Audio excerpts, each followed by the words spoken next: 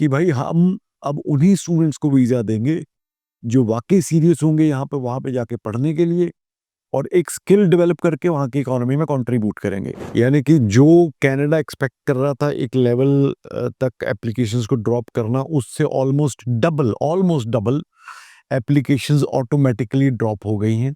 4 colleges इनके बंद हो गए। 12,000 लोगों की नौकरियां गई जो कि एजुकेशन इंडस्ट्री में थे।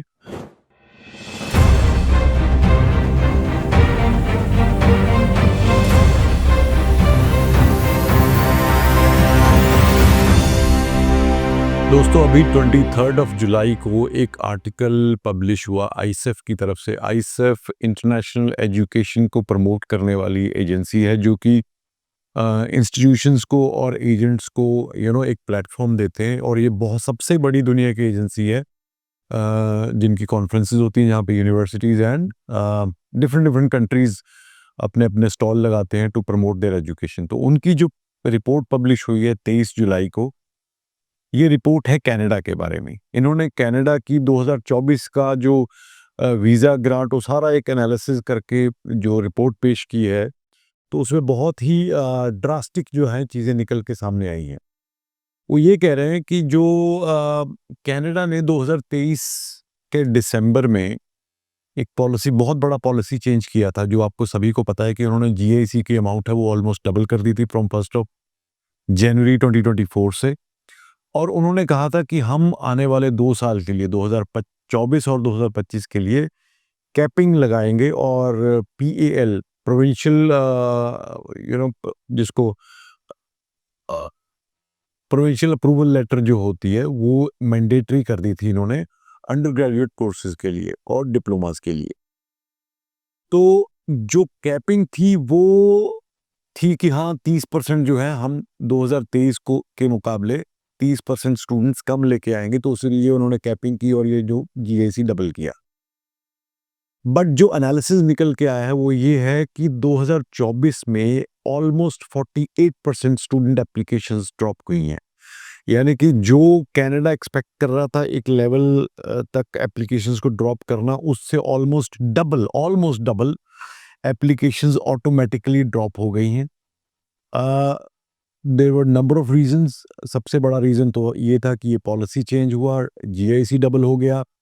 उसके बाद द इंटरेस्ट लोगों का कम हो गया, मोर एंड मोर कंडीशंस हो गई, और धीरे-धीरे बहुत सारे प्रोग्राम्स जो थे उन पे वर्क परमिट ख़त्म कर दिया, पोस्ट स्टडी वर्क परमिट। तो ये एक बहुत बड़ा चेंज कैनेडियन एजुकेशन ने फेस किया almost after 9-10 years, more than 9-10 years. It was I think जो एसपीपी शुरू हुआ था 2006 में, तो उसके बाद से ये सबसे बड़ा चेंज था 18-19 साल के बाद। इस चेंज से क्या हुआ, 600 से ज़्यादा प्रोग्राम्स कैंसल हुए। यानी कि जो डिग्रीज या डिप्लोमास थे, ऐसे डिग्रीज एंड डिप्लोमास थे जहाँ जहाँ पे एक बेसिक प्रोफाइल वाला स्टूडेंट भी चला जाता था, बट वो उनको पोस्ट ग्रेजुएट वर्क परमिट भी मिलता था। बट अब according to the new policy वो प्रोग्राम्स के ऊपर वर्क परमिट नहीं था, तो देवर because no student was interested to go into programme जहाँ पे पोस्ट स्टडी वर्क परमिट नहीं है 2024 में, तो उन्होंने ऑलमोस्ट 600 प्रोग्राम्स या ऐसे डिप्लोमा कोर्सेज या डिग्री कोर्सेज जो हैं वो कैंसिल और सस्पेंड कर दिए। 4 कॉलेजेस इनके बंद हो गए। 12,000 लोगों की नौकरियां गई जो कि एजुकेशन इंडस्ट्री में थे। इवन जो कैप्स थे ये मास्टर्स और पीएचडी की डिग्री पे नहीं थे, फिर भी इन दोनों प्रोग्राम्स में भी इनरोलमेंट में डिक्लाइन आया। तो ये जो रिपोर्ट है ये बताती है। अब ये कहना क्या चाहते हैं, ये रिपोर्ट के द्वारा ये कहना चाहते हैं कि कनाडा ने जो सोचा था उससे ज्यादा ड्रॉप स्टूडेंट्स का हुआ। अब उससे क्या हुआ, एक जिसे कहते हैं ना कि एकदम हर देयर वाज अ लेवल, जब बंदे बच्चे बहुत आ रहे थे तो उस वजह से बहुत सारी चीजें जो है वो नेगेटिव हो रही थी, नेगेटिव मीडिया पब्लिक रिपोर्टिंग हो रही थी, बहुत कुछ हो रहा था। बट 2024 ने ये सारी चीजें जो है ना, इन सारी चीजों को रैशनलाइज कर दिया। उससे क्या हुआ कि इनकी जो वर्क फोर्स यानी कि स्किल और एम्प्लॉयर्स का आपस में जो गैप था फिर दोबारा बढ़ना शुरू हो गया। अब Canadian government is expecting and hopeful कि हमारे पास अब सिर्फ जेन्युइन स्टूडेंट ही आएगा, क्योंकि जो पॉलिसीज़ हैं इनकी अब उसी को अट्रैक्ट करने के लिए इन्होंने बनाई हैं नई पॉलिसीज़। इन्होंने they are promoting more and more courses which are skill based programmes. अभी रिसेंटली कुछ प्रोग्राम सामने आए हैं, जैसे हॉर्टिकल्चर को लेके, एग्रीकल्चर को लेके, प्रोग्राम्स इन वेलनेस, कॉस्मेटोलॉजी, और जितने भी प्रोग्राम जो कि कहीं न कहीं एक स्किल आपको डेवलप करते हैं, बजाय इसके कि नॉर्मल बिज़नेस के प्रोग्राम लेके। तो उन प्रोग्राम्स में वर्क परमिट भी है, उन प्रोग्राम्स में वो कह रहे हैं कि आप आओगे तो we will give you permanent residency also. But कुछ चीज़ें उन्होंने इस रिपोर्ट में आईसेप ने स्टूडेंट्स को आगाह किया है। उन्होंने बोला है कि this is probably the right time to go to Canada for study, but choose unsaturated places for your study, unsaturated provinces or places.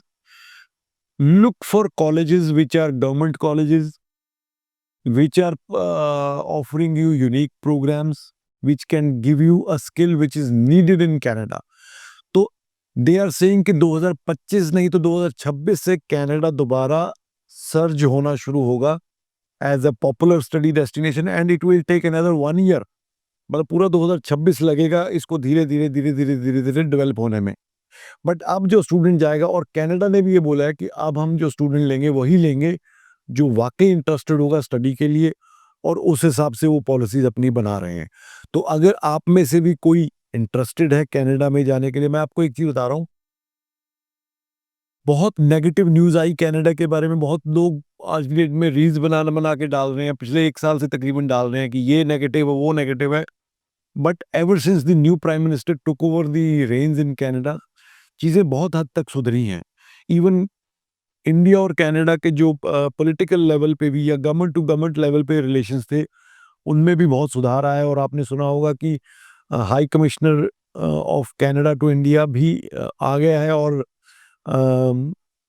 एक कॉन्सुलेट जो बॉम्बे में थी वहाँ पे भी काउंसलर अपॉइंटमेंट हो गए। तो ये आने वाले टाइम में I see gradual change, gradual upswing, but हाँ उस हिसाब से नहीं होगा। और अब उन्होंने एक चीज़ बिल्कुल जिसे कहते हैं कि गांठ बांध ली है कि भाई हम अब उन्हीं स्टूडेंट्स को वीज़ा देंगे जो वाकई सीरियस होंगे यहाँ पे, वहाँ पे जाके पढ़ने के लिए, और एक स्किल डेवलप करके वहाँ की इकोनॉमी में कंट्रीब्यूट करेंगे। तो अगर आप चाहते हैं कि आप भी उस आने वाले टाइम में जो चीज़ें पॉजिटिव होने वाली हैं उसमें कंट्रीब्यूशन डालने के लिए, तो ज़रूर आप कॉल करिए हमें, ज़रूर आप अप्लाई करिए। मेरी रिकमेंडेशन ये है कि कनाडा में अगर अप्लाई करना है तो इंग्लिश प्रोफिशिएंसी का जो प्रोग्राम है, यानी कि जो टेस्ट होता है, वो आप आइल्स दे तो ज़्यादा अच्छा है। बाकी प्रोग्राम्स में सक्सेस रेट इतना अब नहीं है, तो मैं यही रिकमेंड करूँगा कि आइल्स दे के जाएँ, तो आपके chances of getting a visa are much higher than any other exam. Thank you so much.